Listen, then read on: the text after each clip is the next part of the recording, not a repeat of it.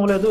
ఎవరైతే భోగ విషయాల కోసం ప్రాపంచిక విషయాల మీద ఆసక్తితో దొంగ వేషాలు వేసుకున్న బాబాలు కొంతమంది వాళ్ళు ఎలాగో ఉంటారు, వాళ్ళు మనం ప్రామాణికంగా తీసుకోవద్దు.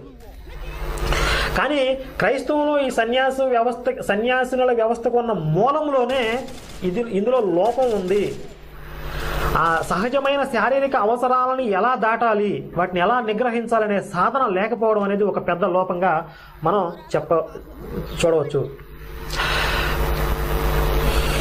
కనుక నేను చెప్పదలుచుకుంది ఇంతటితో అయిపోయింది, ఇంతటితో ముగించేస్తున్నాను. ఇంకొక విషయం ఏంటంటే, ఈ మధ్య మనకి జాన్ రాజ్ గారితో డిబేట్ జరిగింది. ఆ వీడియోని రేపు లేదా ఎల్లుండి 2 రోజులు అప్లోడ్ చేస్తాను. బైబిల్ దేవుని నిజ స్వరూప స్వభావాలు అనే పుస్తకంపై ఈ డిబేట్ జరిగింది.